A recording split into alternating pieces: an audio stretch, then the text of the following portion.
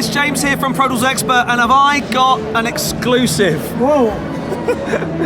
I may have mentioned at some point back in September I popped to France and met these two guys at a thing called Mix with the Masters. For those of you who don't know what Mix with the Masters is, quite frankly, you blimmin' well should. It gives me great pleasure to introduce Al Schmitt and Steve Genewick. So, just quickly, there's two things I want to talk to you about. Okay. One is Al Schmitt the movie. Oh. I think is it The Art of Recording the Big Band? Yeah, and I'm up for an Academy Award this year.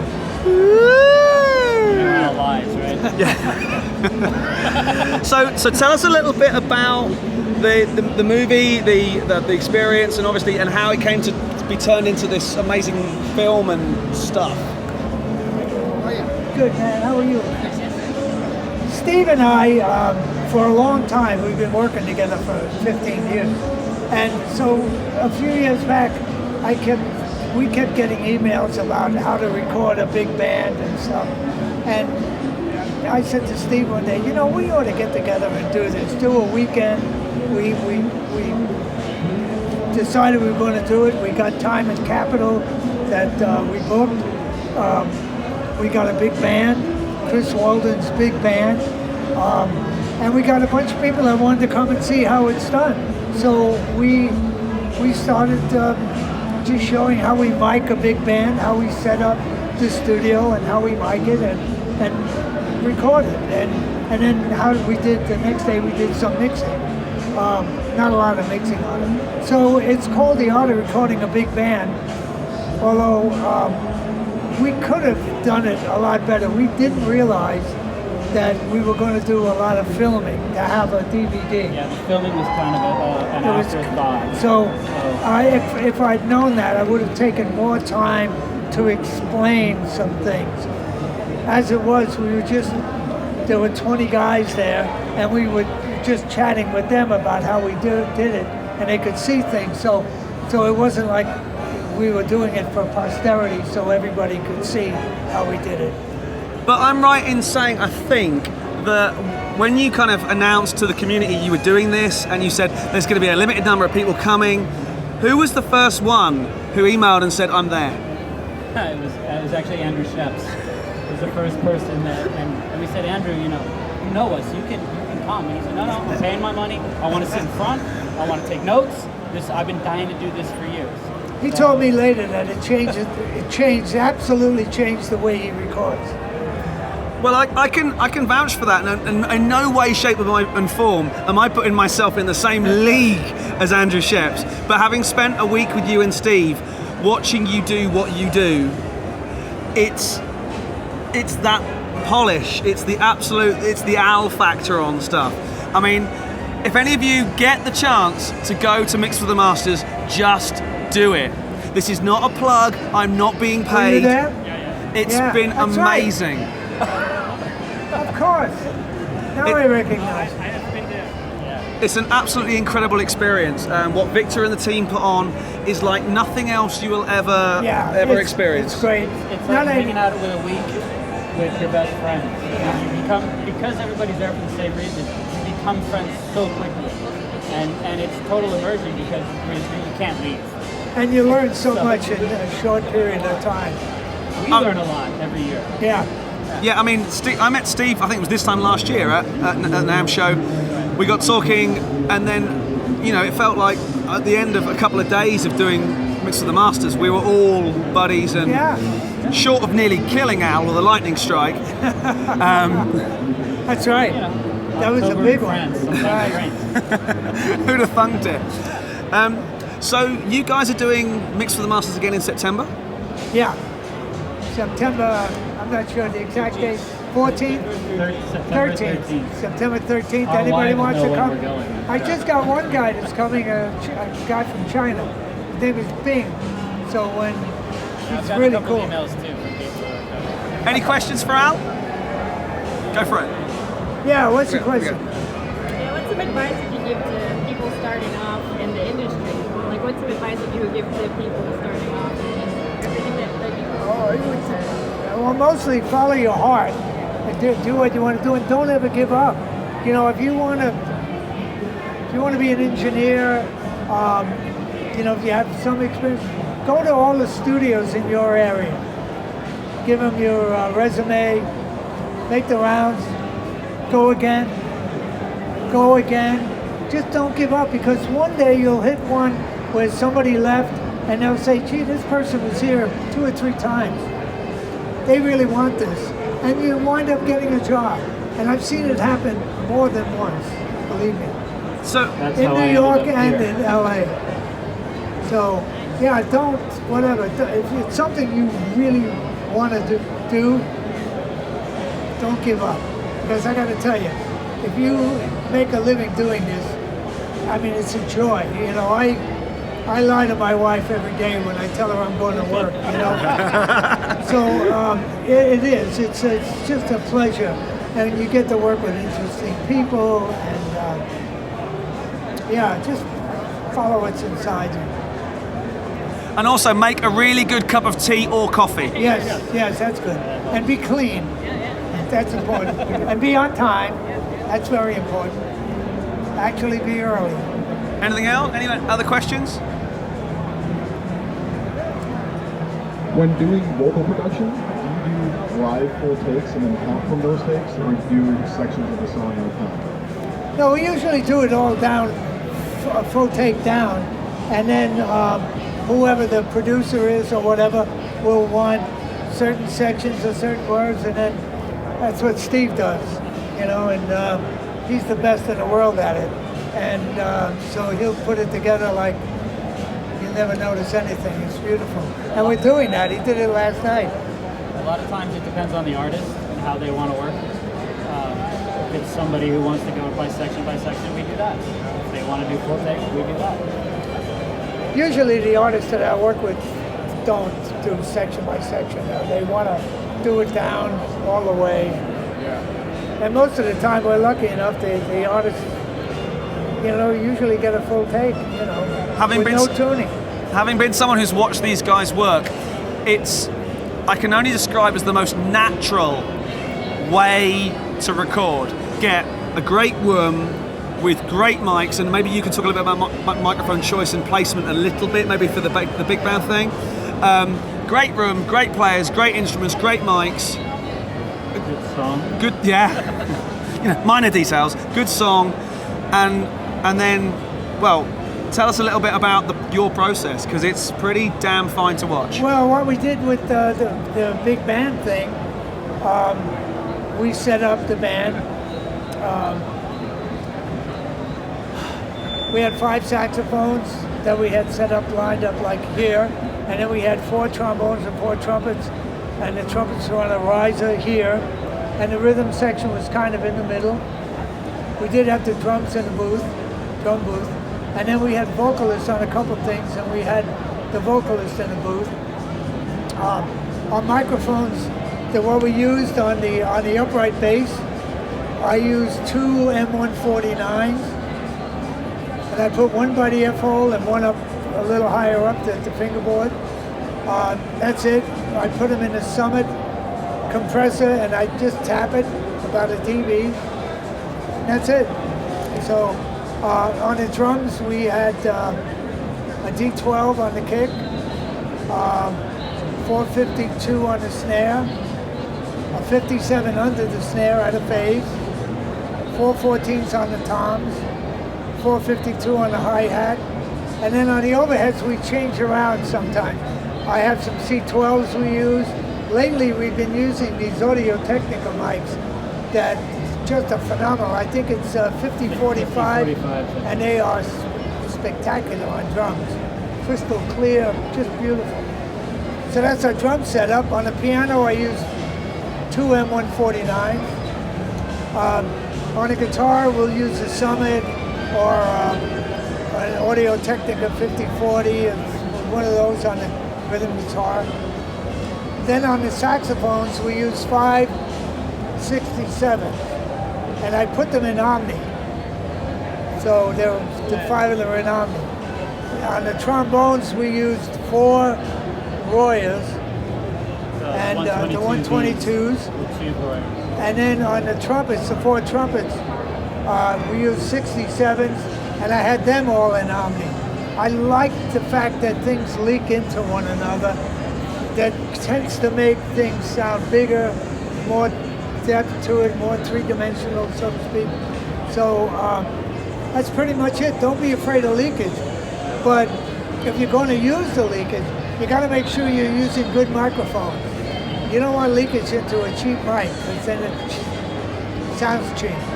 So that's it. Don't be afraid of it. Embrace it, because that's what gives you the warmth, the depth. So yeah, experiment. You know, that's when you got a chance to try something different, do it. You always can go quickly back to the original thing, you know. But if you've got a new mic you want to try it. I think you don't like it, give it a go. Always trying new mics. People, hey, can you guys listen to this? We might go back to the old stuff, but we're always trying to. Yeah, we're always looking for something different. So, I think that was one of the cool things in France at La Fabrique for Mixing the Masters this year. Yeah. We had a load of different mics, and one of the coolest kind of exercises was when you said, right, here's the space, here's the instruments, you guys choose where we're going, and you guys choose the microphones. Yeah.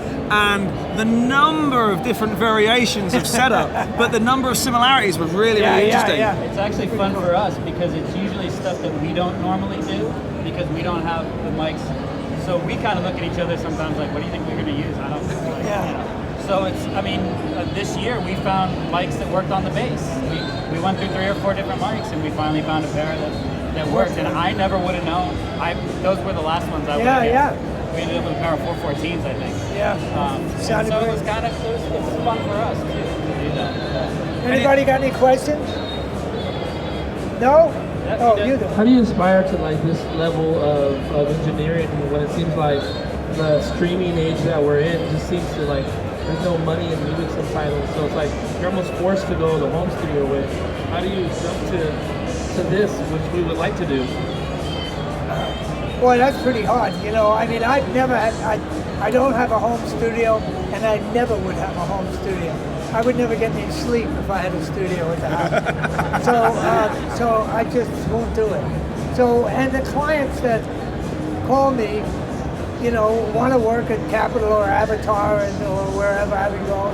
So, you know, I'm lucky that way. I don't have to worry about that. Some guys have to make a living doing things in their home.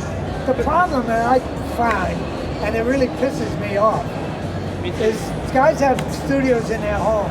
So all the studios that are gone out of business are gone out of business because guys have studios in their homes. And I think it's dreadful because they never get as good a sound as they would in a good studio. You never get to meet other people. You're home by yourself all the time. It's really a friggin' drag, and it pisses me off, to be honest with you, because so many good studios have gone down the drain, and so many good guys have gone out of work because of really good engineers who can't get work right now. So, you know, anyway, you know I'm against home studios. I know what you're going to say now as well. Being around big studios, being that's how you get that level. You're never going to get a job sitting at home by yourself. Unfortunately to me, it sounds like a great idea, and but you have to be around, you have to meet people, you have to be doing work. And we get tons of jobs because we're in the hallway. Like that. Yeah. What are you guys doing next week? I don't know, what are we doing? My cases will be out there and somebody will say, oh man, Al, he'd be great for this. And I get a gig, you know. So yeah, it's cool. You have to be able to do the gig once you get it. Not only that, but I love musicians. And it's just fun to hang with musicians. You got a rhythm section, or you got a big band, or you got a string section. I mean, you know, it's great to chat with them and find out what's going on. And, you know, it's if you're in your home, you miss all that. Well, you've often said to me, in fact, I think I've probably got it on record, I certainly have now. You've said to me, can you hear me screaming at the car stereo during the podcast? because and a lot of people say that the site is like their tea break. It's like their meeting. They're walking down the hallowed halls of Capitol. And it's one of those things. It's great from our point of view to be able to be the staff room meeting or whatever, or the. I do. I listen to Pro Tools Expert pretty much every week. I have a pretty long drive to work, and it's one of the. I don't listen to a lot of music in the car because I listen to music all day. And I stumbled upon the site a year or so ago, and well, these guys aren't complete idiots, so I guess I'll listen to them. And it's been great. And again, because of that, we got in touch somehow. We met, had a beer one night. Suddenly we were in the south of France together. We've done, it's so that community that we get in the studio, and I'm not saying that anything can replace that. There's nothing that replaces that. But some of this, the online stuff, the forums, is as long as you take it to the next level and actually meet people, again, these guys, I have faces to names and to voices and stuff like that. So you have to take it beyond I listen to the podcast and I'm in the forums, and you have to actually try to get out to NAMM, places like this, and actually meet people and interact with people. Again, nobody's going to hire you just because you're really good at what you do. There's a lot of people who are really good at this. You have to be personable and be somebody that people want to work with, want to hang out with. So, Al and Steve, if you could go back in time with the experiences and the knowledge you have now, and say to you I know Al, you started in studios as a very young man, what advice would you give to the younger you? What's the one piece of advice that you feel you've learned through experience and through time that you would go back and you would say to your younger self when you first walk into a studio? And that's a real on the spot type question. By all the U47s. I was just going to say, collect microphones. They were $300 when I started for a U47. $300. Yeah, God. Yeah. That's what I would do. Collect microphones. Question. Do you have a personal microphone set? Yeah. Do you have a personal microphone set? Yeah. I don't know, how many mics? I must have 60 mics. Probably 50, 60, yeah. Plus we work at Capitol. Yeah, so I have we have hundreds of mics at Capitol. Capitol's mics too that I can use. We do entire orchestra dates with just 67s and 47s. Sometimes you bring in your own microphones. I do all the time. Yeah, I do. I bring in my own mics. Every session, there's lots of equipment. Again, you can see it in the film. We have all Al's equipment. There's reverbs, lots of preamps, lots of microphones, that kind of stuff. It's mostly microphones and preamps. Yeah. So not to give anything away too much, because quite frankly, everyone around here should definitely come and do Mix with the Masters, because as I say, Uli will now agree, and I agree, it is an absolutely fantastic experience. But without giving too much away, reverb plays a pretty big part of your sound. Yeah. Well, I'm blessed at the Capitol we have those live chambers, and there's nothing that sounds like a live chamber. It's the best. I also have a Mercasti that I love. I have an M6000 that we use. We use a 480. So I use about 8 echo setups on my things. I try to keep what goes into each chamber at a minimum, so there's not too much going into the same chamber. But sometimes one thing might go into multiple chambers. Yeah. So a vocal maybe. Yeah, the vocal might be in a couple different things. Is it on? Yeah, no. I don't know. I'm not used to talking into these. But with the vocal, I use the live chamber and a Mercasti, and I do a blend of the two. And it's never always the same, but it just rings a bell in my head when I get it in the right spot, and that's it.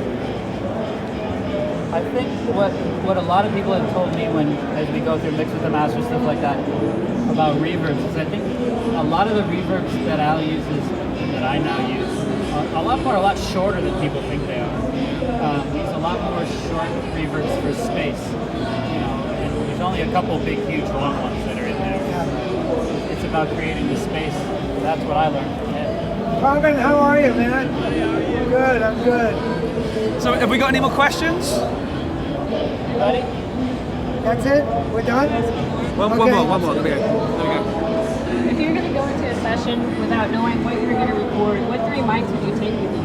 What 3 mics would I take? And I have no idea. Wow. Well, my favorite mic of all is the 67 because it works great on vocal, bass, trumpet, saxophone. It's a great mic for anything. So I think that would be my first choices. They are wonderful microphones. I never use an 87. I hate the way they sound. So, but 67, yeah. If I only could pick 3 to go in, that would be it. 67. Ladies and gentlemen, just last one. You mentioned for the cross section, are you placing a microphone for each trumpet, for each instrument between? Yeah, there's a mic on each trombone, and when they play, they like the mic to the left a little bit, and then on the trumpets, there's a 67 on each, and they like the mic a little to the right. So we set up in front, and the guys we work with all the time, they adjust their own mics. I mean, we put them up there, and they'll set them to exactly where they want. So, and we don't holler at them. And also,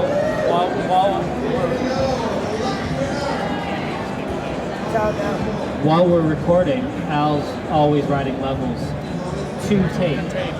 So if the trumpets go in mutes, me or somebody else is looking at the chart, going, all right, trumpets are in mutes, and he's bringing the level up of the faders, have everything grouped on the console. So by the time we're done with the recording, it pretty much plays down. I mean, the mix is mostly done by the time the take is over. Also EQ. Do you write EQ on tape? The Q? Yeah. Well, because we're writing the levels to tape, and the Q is coming post tape, so that's because the Q comes off the return side, so they're hearing that. Usually the brass players don't hear themselves. A lot of times just have rhythm. our 2-track, what we're hearing, we print. Sometimes that's what is the master. So that happens a lot. Ladies and gentlemen, we've got to wrap it up, but please help me thank Steve Genewick and Al Schmitt. I've been James from Produals Expert. See you again soon for some more NAMM 2016 updates.